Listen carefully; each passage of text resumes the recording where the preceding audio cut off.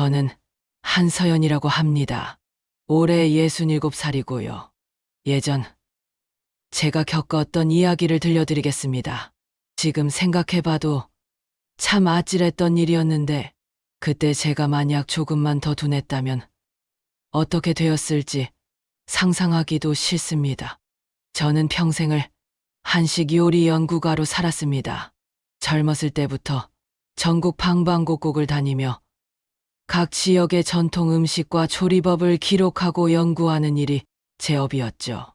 덕분에 혀끝으로 재료를 구분할 수 있고 냄새만으로도 어떤 양념이 들어갔는지 알 수 있습니다.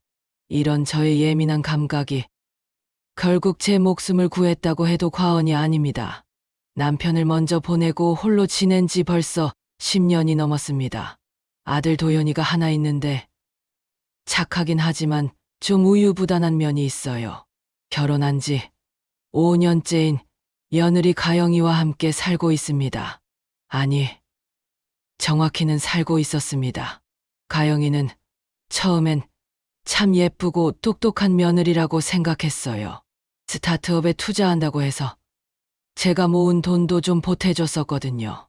그런데 그 투자가 다 물거품이 되면서 뒷더미에 앉게 되었죠.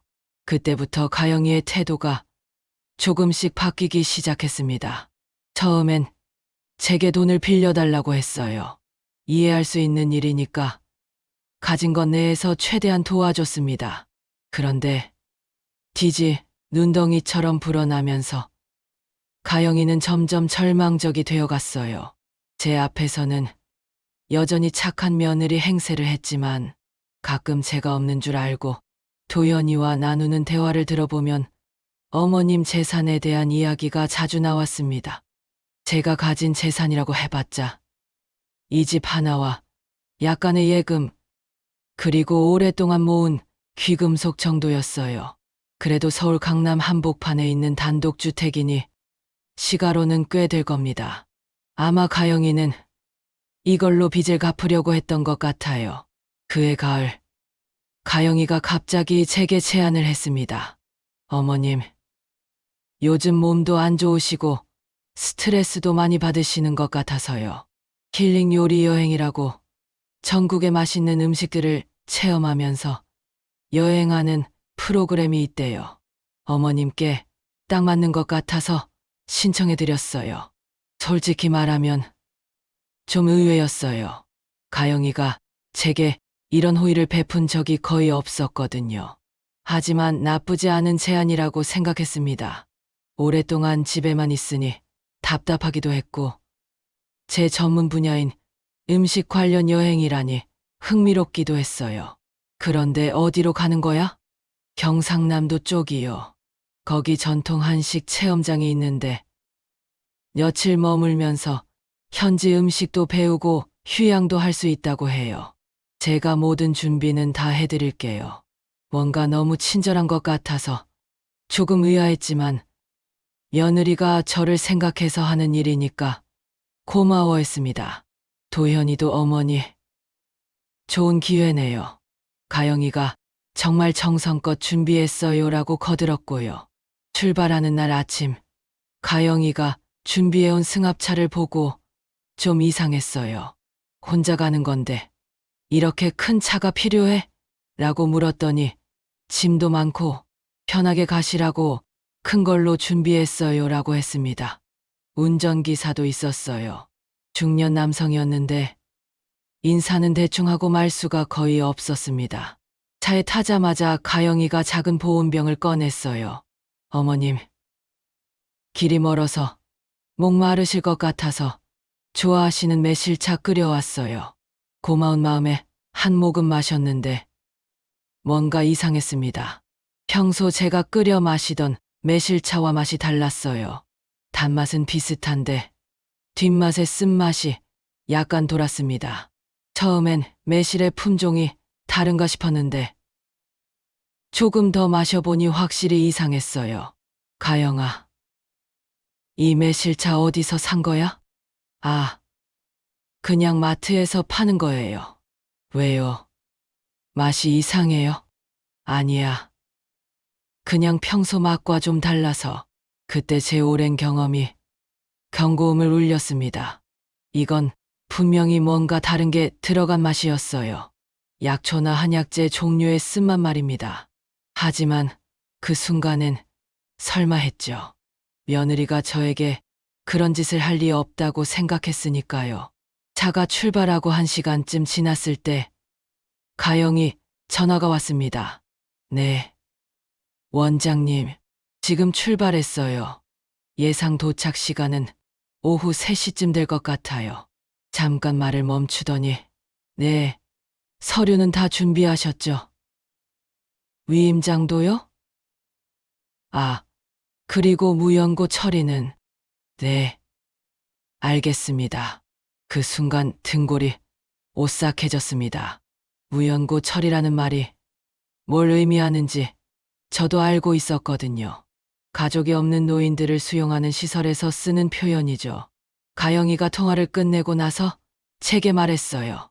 어머니, 좀 주무세요. 길이 멀어요. 하지만 저는 잠들 수 없었습니다. 아니, 잠들어선 안 된다는 본능적인 경고음이 머릿속에서 울리고 있었어요.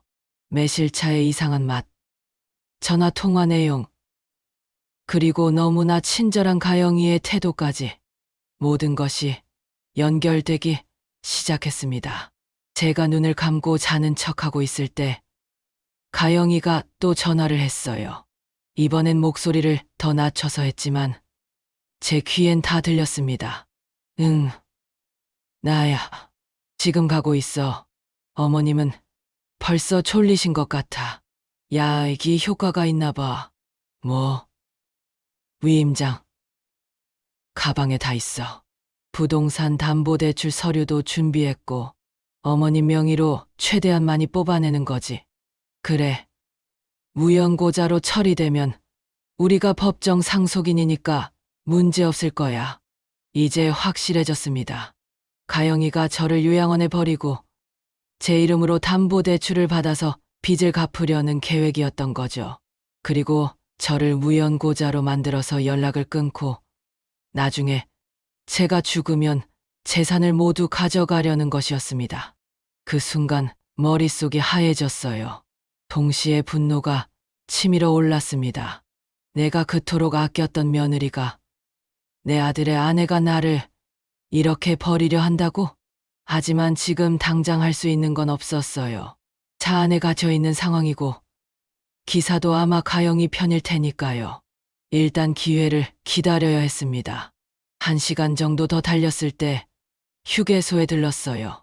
가영이가 어머님, 화장실 다녀오세요라고 했습니다. 저는 비틀거리는 척하면서 내렸어요. 아까 매실차를 많이 마시지 않았지만 그래도 약간의 영향은 있었나 봅니다. 화장실에 가면서 주위를 둘러봤어요. 다행히 큰 휴게소라서 사람들이 많았고 시외버스 정류장도 있었습니다. 화장실에서 나와서 차로 돌아가는데 가영이가 기사와 뭔가 이야기하느라 정신이 없었어요. 그 틈에 저는 차 뒷좌석에 있던 가영이의 가방을 빼냈습니다.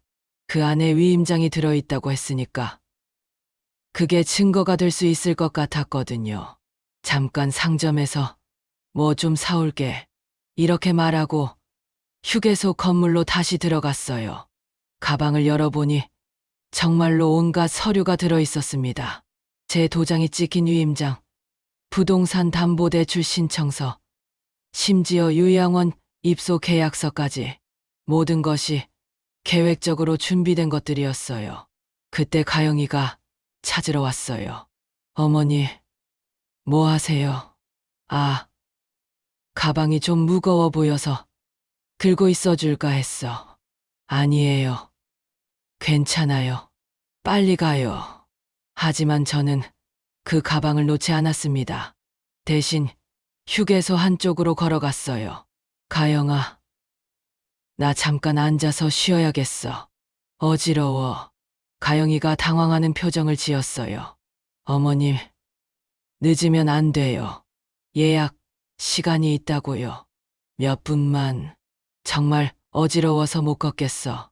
그 순간 저는 휴게소에 있던 관광버스를 봤어요. 마침 승객들이 올라타고 있었습니다.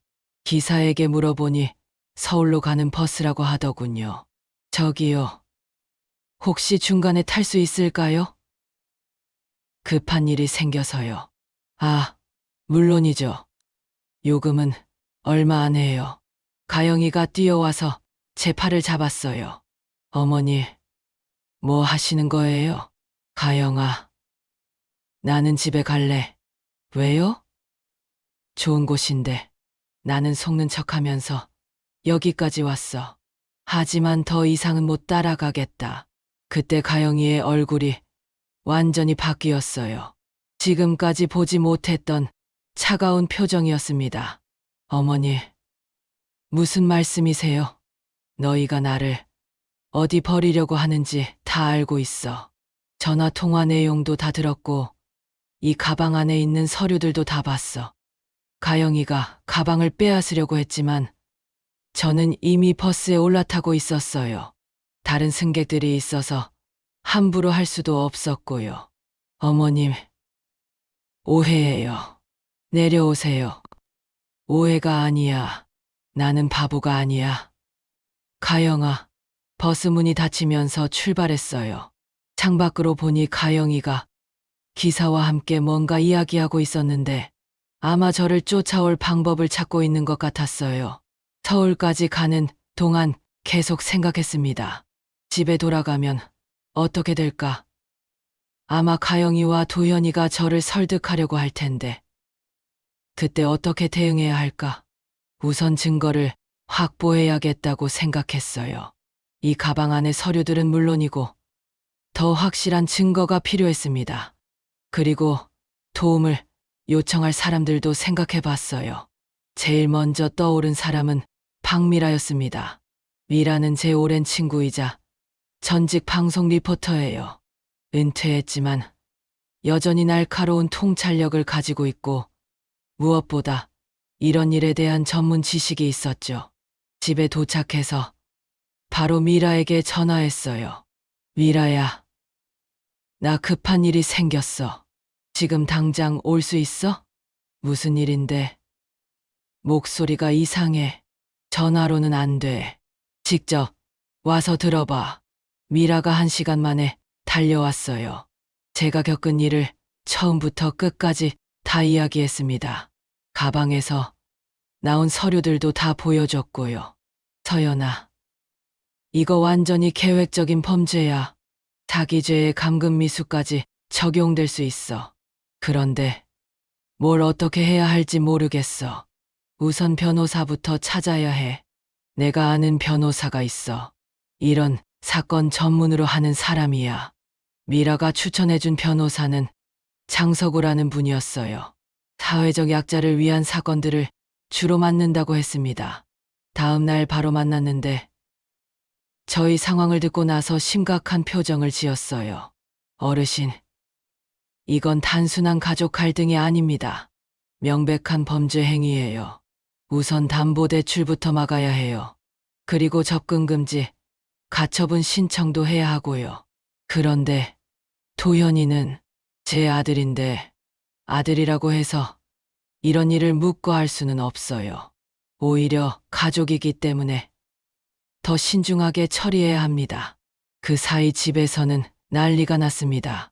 가영이가 도현이와 함께 저를 찾으러 왔는데 제가 없으니까 경찰서에 실종 신고까지 했다고 하더군요. 하지만 저는 이미 변호사와 상의해서 다른 곳에 머물고 있었어요. 장 변호사가 조언해준 건 우선 안전한 곳에 있으면서 법적 절차를 밟자는 것이었습니다. 동시에 더 확실한 증거를 수집해야 한다고 했어요. 위임장이나 담보대출 서류만으로는 부족해요. 이들이 직접 범죄를 시인하는 증거가 필요합니다. 미라가 아이디어를 냈어요. 내가 출판 에이전트인 척하고 가영이를 만나볼까? 서연이 요리책을 출간하고 싶어 한다고 하면서 그게 무슨 의미가 있어? 가영이가 서연이 재산에 욕심이 있다면 책 출간으로 돈을 벌 수 있다는 이야기에 관심을 보일 거야. 그러면서 자연스럽게 서연이 현재 상황에 대해 이야기할 수도 있고 정말 기가 막힌 아이디어였어요. 미라는 역시 오랫동안 기자 생활을 한 사람다웠습니다. 계획은 이렇게 세웠어요. 미라가 가명으로 출판사 에이전트 행세를 하면서 가영이에게 연락을 취하는 거예요. 한서연의 요리책 출간에 관심이 있다고 하면서 만날 약속을 잡고 그 자리에서 대화를 녹취하는 것이었습니다. 며칠 뒤 미라가 전화를 했어요. 서연아, 대박이야. 가영이가 완전히 넘어왔어. 미라는 김은주라는 가명으로 가영이에게 연락을 취했어요. 한서연의 요리 연구 업적을 높이 평가하는 출판사에서 나왔다고 하면서 책 출간을 제안했다고 했습니다. 가영이가 어떻게 반응했어? 눈이 완전히 돌았어. 당장 만나자고 하더라고. 아마 돈 냄새를 맡은 것 같아. 만날 장소는 강남의 한 카페로 정했어요. 미라는 소형 녹음기까지 준비했습니다. 서연아, 너는 절대 나타나면 안 돼. 가영이가 의심할 수 있으니까. 만남 당일, 미라는 완벽한 출판 에이전트로 변신했어요. 정장을 입고 노트북과 서류 가방까지 들고 갔습니다. 몇 시간 뒤 미라가 흥분해서 전화를 걸어왔어요. 서연아, 이거 완전 대박이야. 가영이가 다 자백했어. 미라의 말에 따르면 가영이는 처음엔 조심스럽게 반응했지만 출간 수익에 대한 이야기가 나오면서 점점 본색을 드러냈다고 해요. 시어머님이 지금 좀 치매 기미가 있으셔서 요양원에 계세요. 그래서 제가 모든 일을 대신 처리하고 있어요. 아, 그러시군요. 그럼 계약 관련 업무도 며느리분이 담당하시는 거네요. 네. 사실 위임장도 이미 받았어요. 시어머님 명의로 되어 있는 모든 재산을 관리할 수 있는 권한까지요. 미라가 더 깊이 파고들었어요. 그런데 요양원비가 만만치 않을 텐데요. 그래서 시어머님 집을 담보로 대출을 받으려고 해요. 어차피 돌아오실 일도 없으실 테니까. 아, 이런 말씀드리면 안 되는데 사실 가족들과 연락도 끊으셨어요. 무연고자 상태나 마찬가지죠. 결정타는 이 말이었어요. 사실 시어머님이 책을 내시면 인세도 받으실 수 있을 텐데 지금 상태로는 그 돈도 관리비로 쓰일 수밖에 없어요. 뭐 어차피 시어머님도 모르시니까 상관없지만요. 미라는 가영이의 말을 모두 녹취했어요. 심지어 가영이가 위조한 위임장을 보여주면서 이렇게 깔끔하게 처리했다고 자랑까지 했다고 합니다. 이제 확실한 증거가 생겼어요. 변호사 장서구 씨에게 녹취록을 들려주니 이 정도면 충분합니다라고 했습니다. 사기죄, 문서위조죄, 그리고 노인학대까지 적용될 수 있어요. 바로 고발 조치에 들어가겠습니다. 동시에 저는 집으로 돌아가서 제대로 된 방어 작전을 시작했어요. 제 집 1층에 있던 요리 스튜디오를 거점으로 삼았습니다.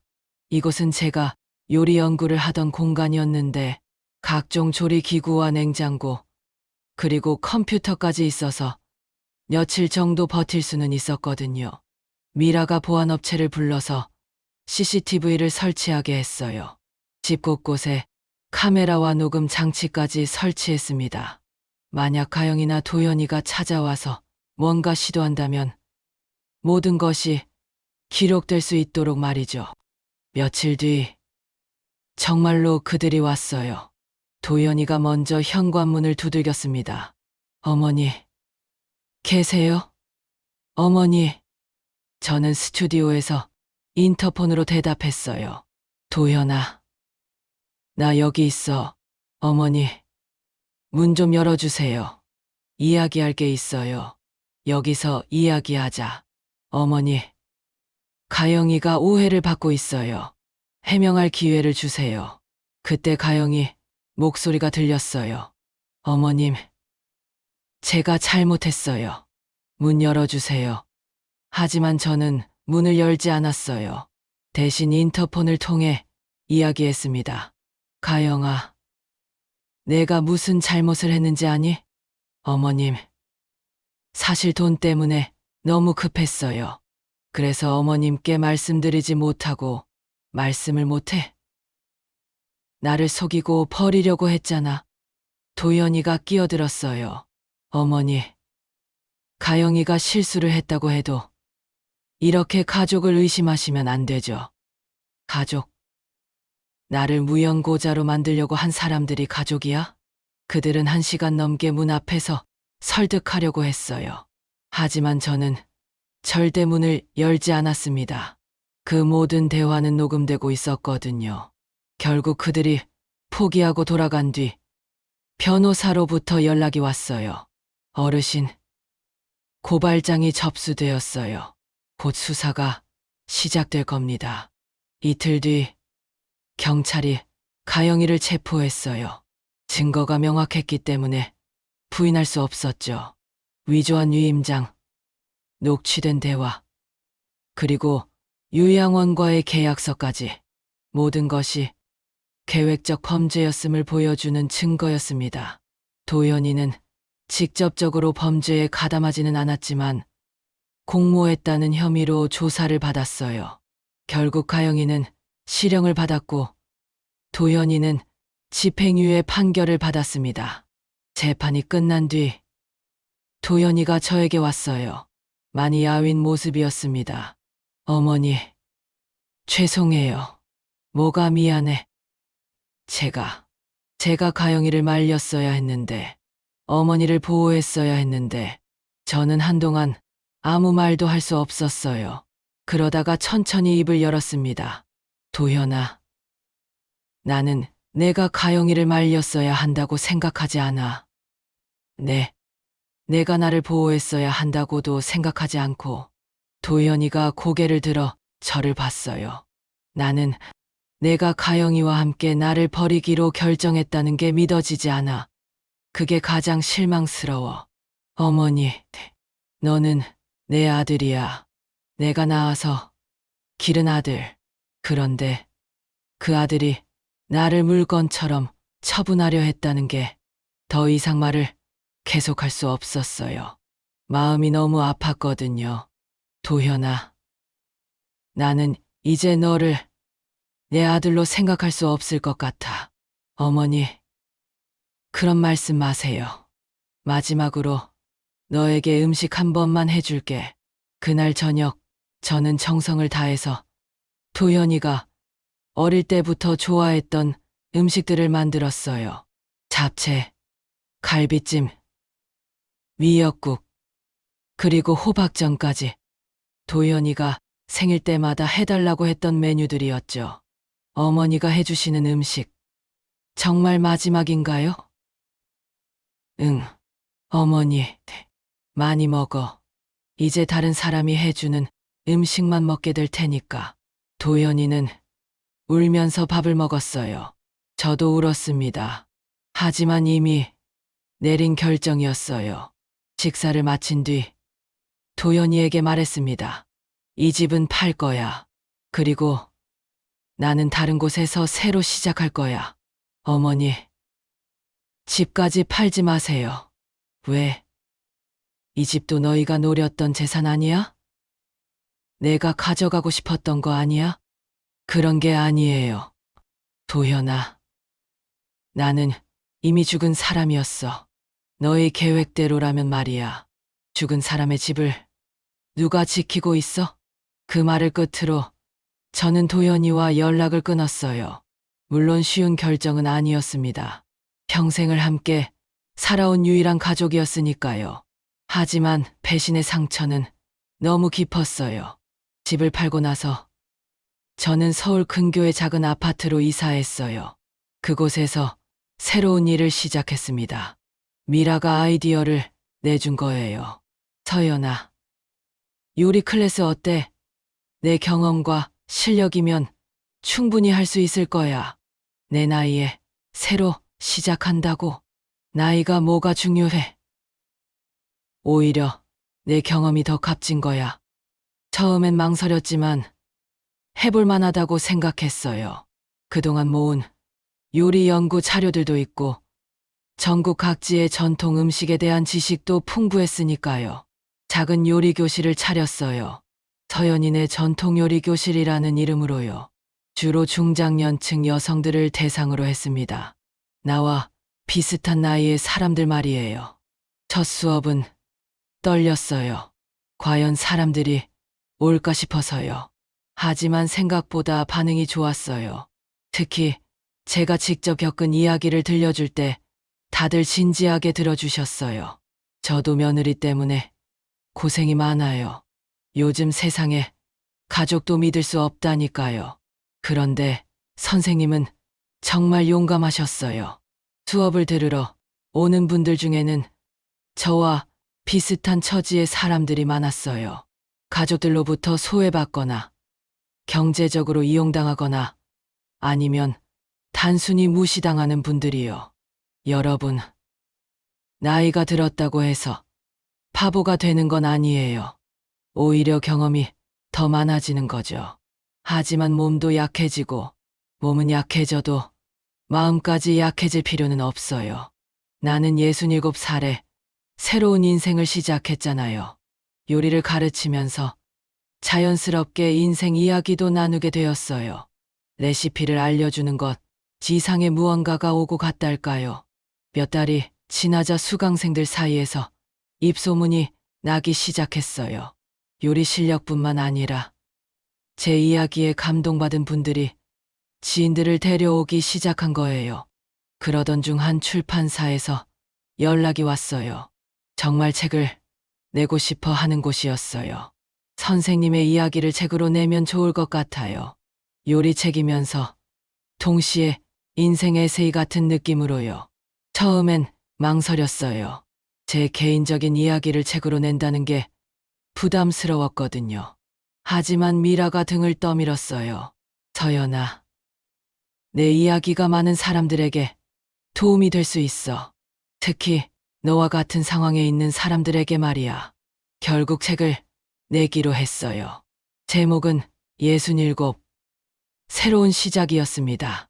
제가 겪었던 일과 그 과정에서 배운 전통 요리 레시피들을 함께 엮은 책이었죠. 책이 출간되고 나서 예상외의 반응이 있었어요. 많은 독자들이 편지를 보내왔어요.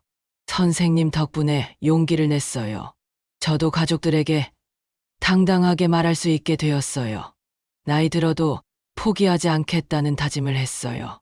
이런 편지들을 읽으면서 제가 겪은 일이 헛되지 않았다는 생각이 들었어요. 요리 교실도 점점 커져갔어요.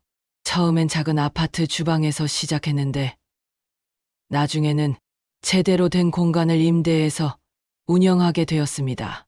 수강생도 늘어나서 대기자가 생길 정도였어요. 그러던 어느 날 예상치 못한 사람이 나타났어요. 도연이였습니다. 어머니, 1년 만에 보는 도연이는 많이 달라져 있었어요. 살도 많이 빠지고 얼굴도 수척해졌습니다. 뭐 하러 왔어? 어머니, 책 읽었어요. 그래서 정말 대단하세요. 어머니가 이렇게 새로운 일을 시작하실 줄 몰랐어요. 나를 과소평가했구나. 죄송해요. 저는 도연이를 찬찬히 봤어요. 예전의 우유부단한 모습은 많이 사라진 것 같았습니다. 가영이는 어떻게 됐어? 이혼했어요. 그래. 어머니, 저 정말 후회하고 있어요. 후회해서 뭐가 달라져? 아무것도 달라지지 않는다는 걸 알아요. 하지만 그래도 말씀드리고 싶었어요. 도연이는 1시간 정도 있다가 돌아갔어요. 그 뒤로도 가끔씩 찾아왔지만 예전 같은 사이로 돌아가지는 못했어요. 저도 그럴 마음이 없었고 도연이도 그걸 알고 있는 것 같았습니다. 시간이 지나면서 저는 완전히 새로운 인생을 살게 되었어요. 요리교실은 점점 유명해져서 방송에도 나가고 각종 행사에도 초대받게 되었습니다.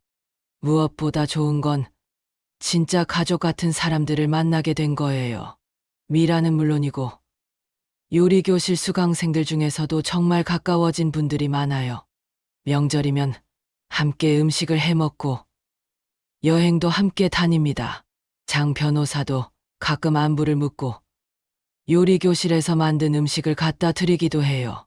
선생님 덕분에 좋은 일을 할 수 있었습니다라고 말씀하시는데 오히려 제가 더 고마워요. 지금 생각해보면 그때 그 일이 없었다면 지금의 제가 있을까 싶어요. 물론 가족을 잃은 아픔은 여전히 남아있지만 그 대신 더 많은 것들을 얻었어요. 자주 생각해요. 만약 그때 가영이의 계획이 성공했다면 저는 정말로 어딘가 요양원에서 무연고자가 되어 쓸쓸히 살다 죽었을지도 몰라요. 제 재산은 그들이 다 가져갔을 테고 아무도 제 존재를 기억하지 않았을 수도 있죠. 하지만 지금의 저는 달라요. 많은 사람들이 저를 기억하고 필요로 하고 사랑해줘요. 책을 통해 만난 독자들도 있고 요리교실에서 만난 새로운 가족들도 있어요. 나이가 든다는 것이 끝이 아니라 새로운 시작이 될 수도 있다는 걸 깨달았어요. 67에 시작한 새 인생이 이렇게 풍요로울 줄 누가 알았겠어요. 가끔 도연이가 보낸 문자를 받아요. 어머니, 건강하세요. 같은 짧은 메시지들이요. 답장은 하지 않지만 미워하지도 않아요. 그냥 멀리서 잘 살기를 바랄 뿐이에요. 최근에는 요리교실 2호점도 열었어요. 수요가 많아서 더 많은 분들을 가르칠 수 있게 되었습니다. 또 다른 책도 준비하고 있어요. 이번에는 순전히 요리책으로 제가 평생 연구한 전통 음식 레시피들을 정리한 것이에요. 지난주에는 한 방송국에서 다큐멘터리 제작 제안도 들어왔어요. 노년의 새로운 도전이라는 주제로 저 같은 사람들의 이야기를 담고 싶다고 하더군요. 서연 선생님, 어떠세요? 출연하실 의향이 있으신가요? 글쎄요. 생각해 볼게요. 사실 조금 부담스럽긴 해요. 제 이야기가 이렇게 많은 사람들에게 알려질 줄 몰랐거든요. 하지만 한편으로는 뿌듯하기도 해요. 제가 겪은 일이 다른 사람들에게 도움이 될 수 있다면 그것도 의미 있는 일이니까요. 오늘도 요리교실에서 새로운 수강생들을 만났어요. 저와 비슷한 나이의 할머니가 왔는데 인사를 나누다 보니 며느리 때문에 고생이 많으시다고 하더군요. 선생님, 저도 선생님처럼 강해질 수 있을까요? 물론이에요. 나이는 숫자에 불과해요. 중요한 건 마음가짐이죠. 그분의 눈에서 희망의 빛이 보였어요. 제가 그분에게 줄 수 있는 건 요리 기술만이 아니라 용기와 희망이구나 하는 생각이 들었어요. 이제 와서 생각해보니 그때 가영이가 저에게 한 일은 저를 더 강하게 만들어준 것 같아요. 물론 그런 의도는 전혀 없었겠지만 말이에요. 인생의 가장 어려운 순간에서 살아남았기 때문에 이제는 무엇이든 할 수 있다는 자신감이 생겼거든요.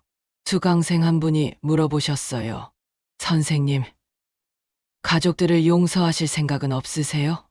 용서하는 것과 관계를 회복하는 건 다른 문제예요. 저는 마음속으로는 이미 용서했어요. 하지만 예전 관계로 돌아갈 생각은 없어요. 왜요? 어떤 상처는 아물어도 흉터가 남잖아요. 그 흉터를 보면서 조심하게 되는 거죠. 사실 도연이에 대해서는 아직도 마음이 복잡해요. 미워하지는 않지만 다시 가까워지고 싶지도 않아요. 그냥 서로 다른 인생을 살아가는 것이 맞다고 생각해요. 미라가 가끔 말해요. 서연아, 너 정말 많이 변했다. 어떻게? 예전엔 좀 소심했잖아.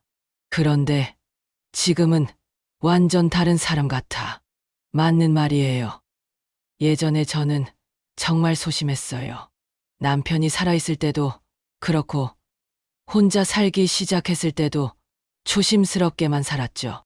하지만 그 사건을 겪고 나서는 정말 달라진 것 같아요. 이제는 하고 싶은 말은 하고, 하고 싶은 일은 해요.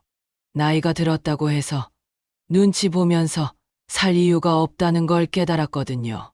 요리교실을 운영하면서 만난 분들을 보면서도 많이 느껴요. 나이 드신 분들이 얼마나 위축되어 있는지 말이에요. 가족들한테 눈치 보고, 사회에서 소외되고, 자신감도 잃어버리고.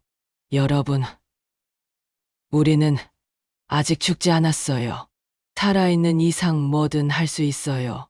이런 말을 하면 처음엔 의아해 하시던 분들도 시간이 지나면서 점점 달라져요. 표정도 밝아지고 자신감도 생기고. 한 분은 요리교실을 다니면서 용기를 내서 자식들에게 당당하게 자기 주장을 하기 시작했다고 해요. 또 다른 분은 평생 하고 싶었던 서예를 배우기 시작했다고 하고요. 이런 이야기들을 들으면 제 마음도 뿌듯해져요.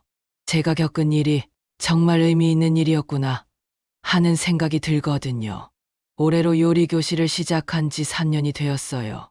벌써 수백 명의 수강생들이 거쳐갔고 그분들 모두가 제게는 소중한 인연이에요.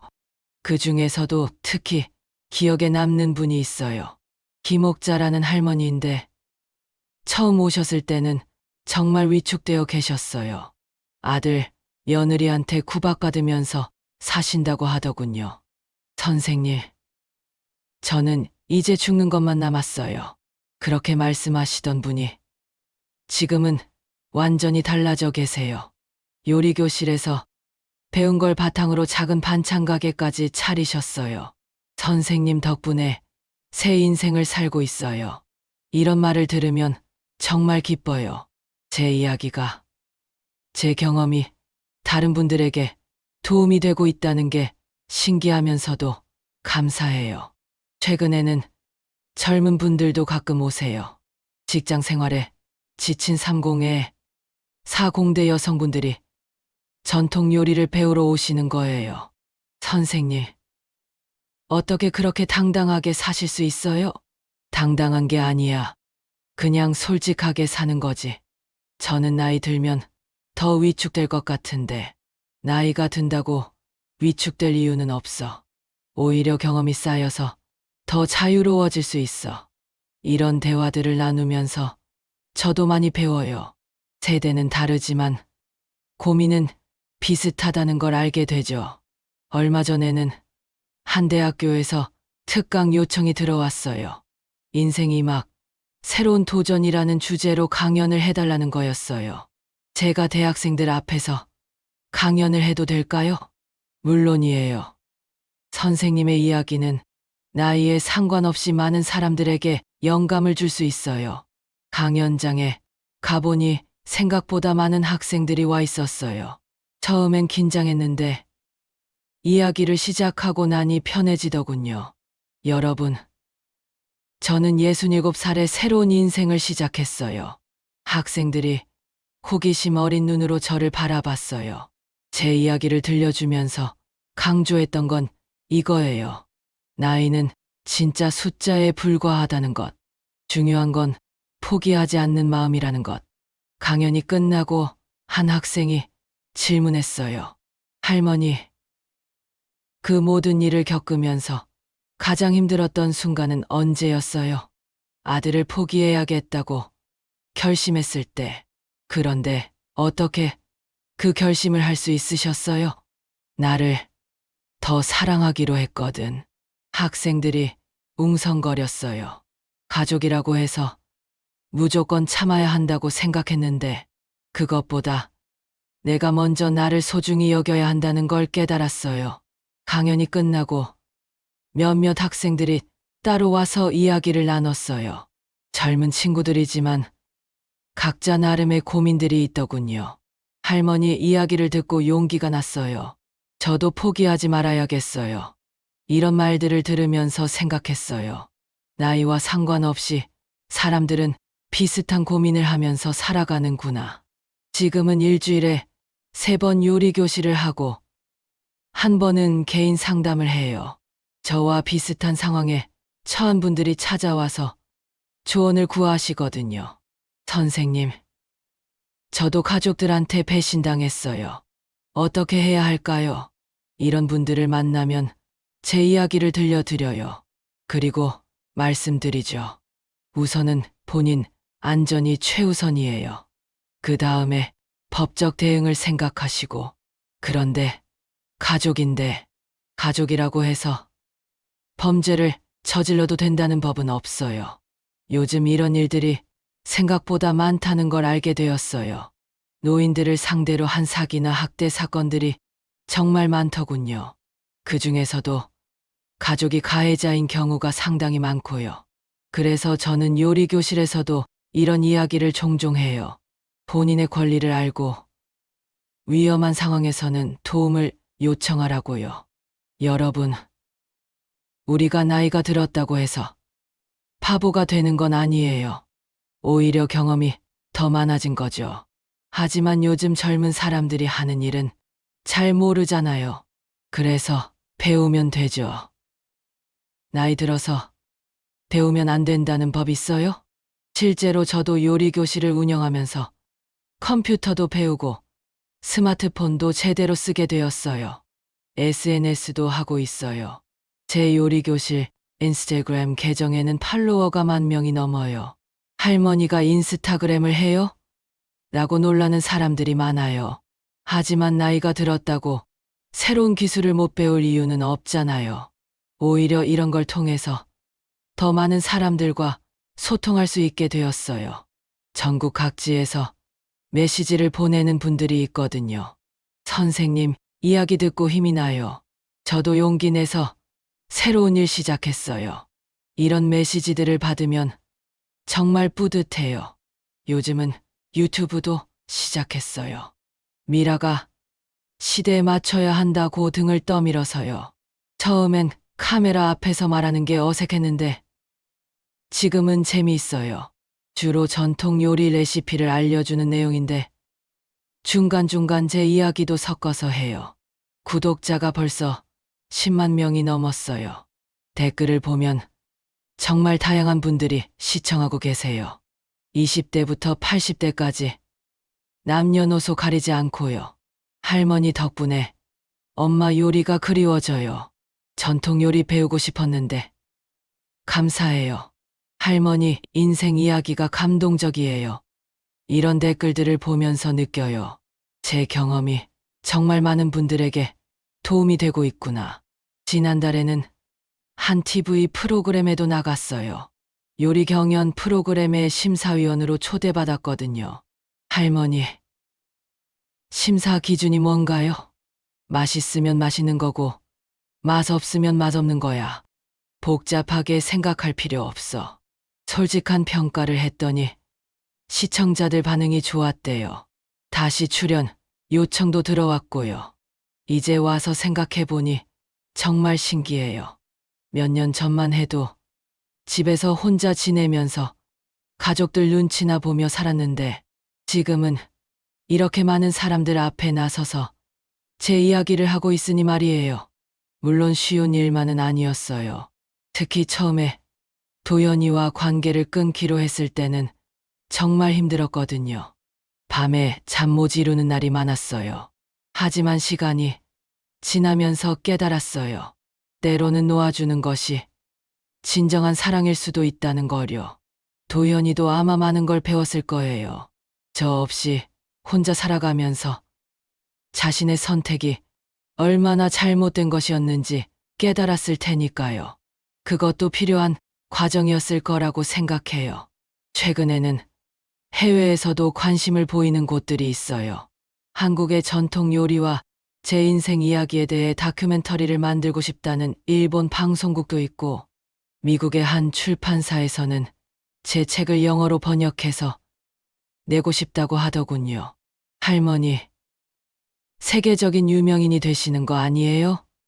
라고 미라가 놀리듯 말해요. 유명해서 뭐해.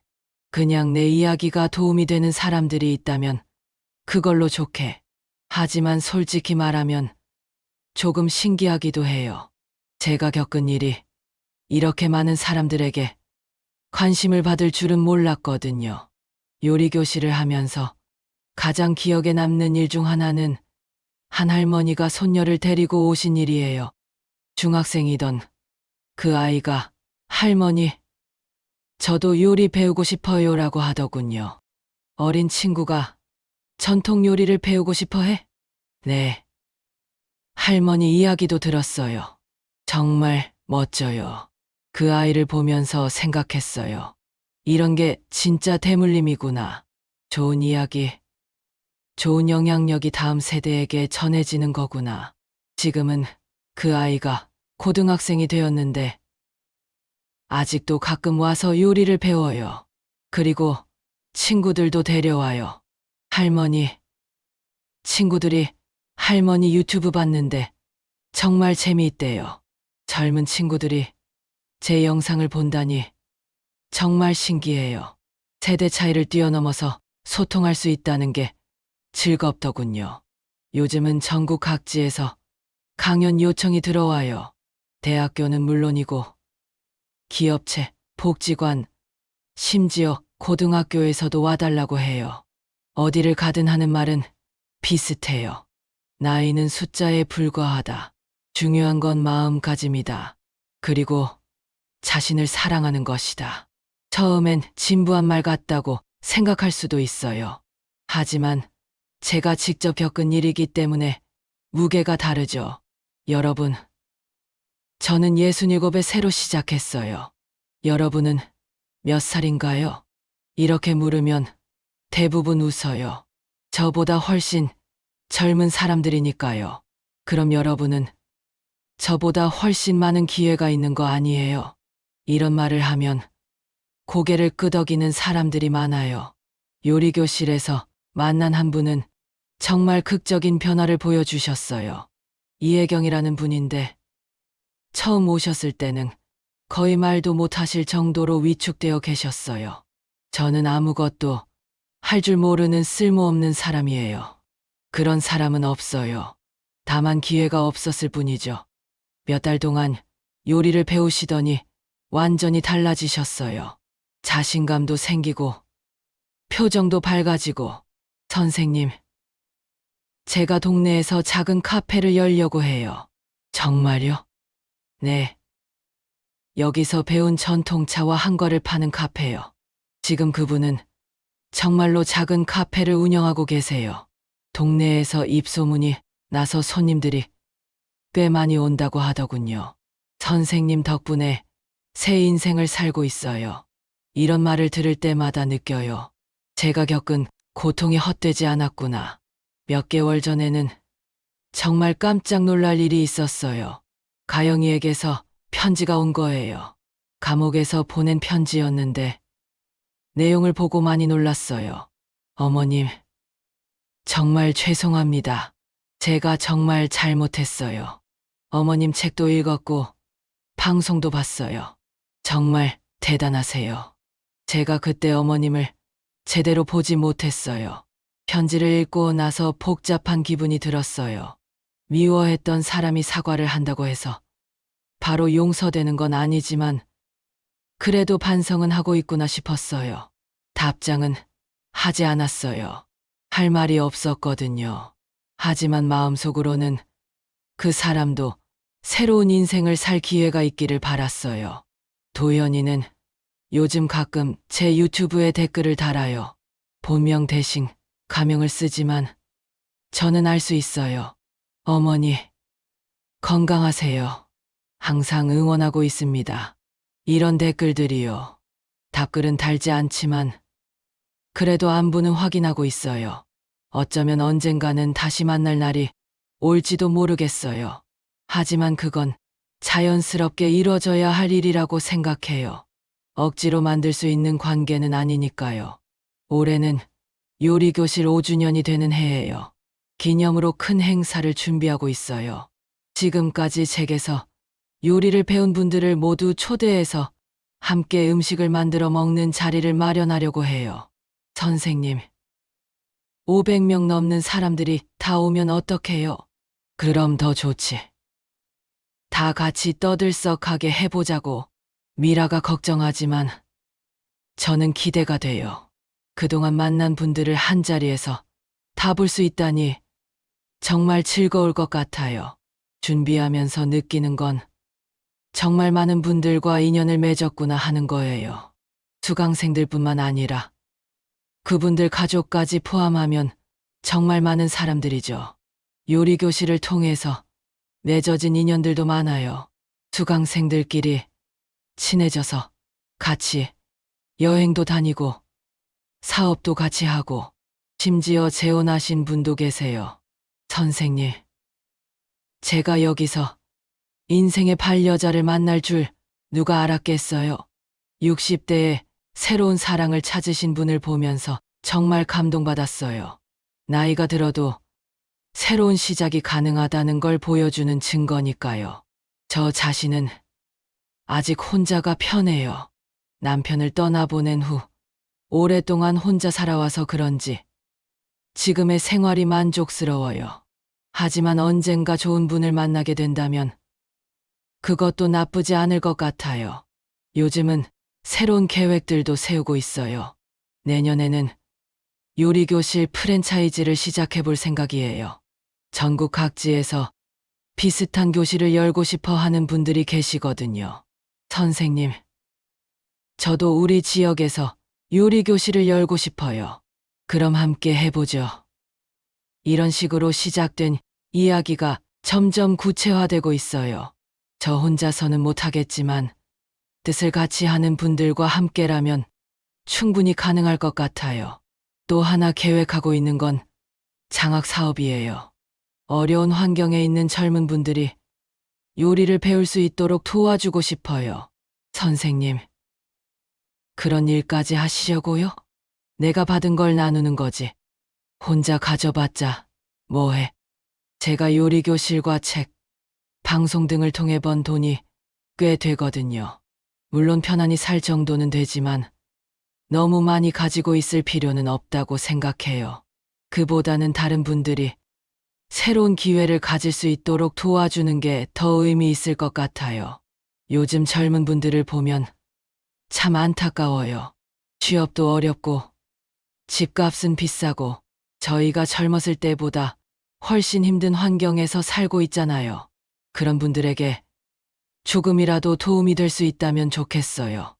요리 기술을 배워서 창업할 수도 있고 아니면 취미로라도 즐길 수 있고 장학생 선발은 공정하게 하려고 해요. 성적이나 집안 배경보다는 열정과 의지를 중심으로 볼 생각이에요. 정말 요리를 배우고 싶어 하는 사람들을 도와주자. 미라와 이런 이야기를 하면서 계획을 세우고 있어요. 이렇게 바쁘게 살다 보니 시간이 정말 빨리 가요. 벌써 70살이 코앞이에요. 하지만 전혀 늙었다는 느낌이 안 들어요. 오히려 젊었을 때보다 더 활기차게 살고 있는 것 같아요. 건강도 예전보다 좋아졌어요. 규칙적으로 운동하고 좋은 음식 먹고 스트레스도 별로 안 받으니까 몸이 좋아진 것 같아요. 무엇보다 마음이 편해요. 억지로 누구에게 맞추려고 하지 않고 내가 하고 싶은 일을 하면서 사니까 정말 자유로워요. 가끔 생각해봐요. 만약 그 일이 없었다면 지금도 집에서 혼자 조용히 살고 있었을까? 아마도 그랬을 것 같아요. 도현이와 가영이 눈치 보면서 적당히 용돈 받아서 쓰면서 별다른 꿈도 없이 그저 그런 노년을 보냈을 거예요. 그런 면에서는 오히려 고마운 일이었어요. 물론 그때는 정말 힘들었지만 덕분에 새로운 나를 발견할 수 있었으니까요. 사람들이 가끔 물어요. 선생님, 후회되는 일은 없으세요? 없어. 모든 선택에는 이유가 있었어. 정말 후회 없어요. 물론 완벽한 선택이었다고 할 수는 없겠지만 그 순간순간 최선의 선택을 했다고 생각해요. 특히 도연이와의 관계를 정리한 것도 후회하지 않아요. 그때 그렇게 하지 않았다면 지금의 제가 있을 수 없었을 테니까요. 요리교실 수강생 중에 비슷한 고민을 하시는 분들이 있어요. 선생님, 저도 가족과 관계를 끊어야 할까요? 그건 본인이 결정할 일이에요. 다만 확실한 건 자신을 지키는 게 가장 중요하다는 거죠. 하지만 가족인데 가족이라고 해서 자신을 해치는 걸 참아야 한다는 법은 없어요. 이런 이야기를 할 때마다 느끼는 건 아직도 많은 분들이 가족이라는 이름에 얽매여서 자신을 희생하고 있다는 거예요. 물론 가족은 소중해요. 하지만 그 소중함이 일방적인 희생을 강요하는 핑계가 되어서는 안 되죠. 제 이야기를 들은 한 분이 말씀하셨어요. 선생님, 이야기를 듣고 나서 용기가 났어요. 저도 당당하게 살아야겠어요. 당당한 게 아니라 정당하게 사는 거예요. 정당하게요? 자신의 권리를 찾아서 사는 것. 그게 정당한 거죠. 요즘 제가 강조하는 건 권리예요. 나이가 들었다고 해서, 여자라고 해서, 가족이라고 해서 포기해야 할 권리는 없다는 거죠. 모든 사람은 존중받을 권리가 있고, 자신의 의견을 표현할 권리가 있고, 행복하게 살 권리가 있어요. 이런 당연한 이야기를 왜 이렇게 강조하냐면, 그동안 우리 세대 사람들이 이런 권리들을 너무 쉽게 포기하고 살아왔기 때문이에요. 참는 게 미덕이다. 가족 화목이 최고다. 나이 들면 조용히 살아야 한다. 이런 생각들에 얽매여서 정말 많은 걸 포기하고 살았죠. 하지만 이제는 달라야 해요. 특히 앞으로 살아갈 시간이 많은 젊은 분들은 더욱 그래야 하고요. 요리교실에 오는 젊은 수강생들에게 항상 하는 말이 있어요. 여러분, 절대 자신을 포기하지 마세요. 누구를 위해서든 자신을 희생하지 마세요. 하지만 때로는 양보도 필요하지 않아요? 양보와 희생은 달라요. 양보는 서로 존중하면서 하는 거고, 희생은 일방적으로 당하는 거예요. 이런 구분을 명확히 하는 게 중요해요. 건강한 관계라면 서로 양보할 수 있지만, 일방적으로 희생만 요구하는 관계라면 문제가 있는 거죠. 제가 도연이와의 관계를 정리한 것도 그런 이유였어요. 저만 계속 양보하고 희생하는 관계였으니까요. 마지막으로 하고 싶은 이야기가 있어요. 저는 지금 정말 행복해요. 물론 완벽한 삶은 아니지만 제가 원하는 방식으로 살고 있어요. 매일 아침 일어나면 할 일이 있고, 만날 사람들이 있고, 기대되는 일들이 있어요. 이런 생활을 67에 새로 시작할 줄 누가 알았겠어요? 무엇보다 많은 분들과 좋은 관계를 맺고 살고 있어요. 혈연 가족은 잃었지만 선택한 가족들을 얻었어요. 미라 같은 오랜 친구, 요리교실에서 만난 새로운 친구들, 그리고 제 이야기에 공감해주는 모든 분들이요.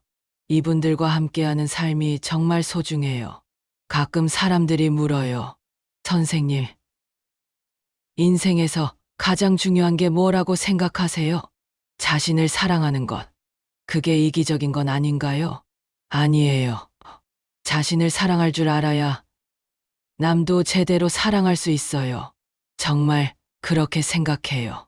자기 자신도 소중히 여기지 못하는 사람이 어떻게 다른 사람을 소중히 여길 수 있겠어요? 저는 이제 저 자신을 정말 사랑해요. 제 선택을 믿고, 제 능력을 인정하고, 제 미래를 기대해요.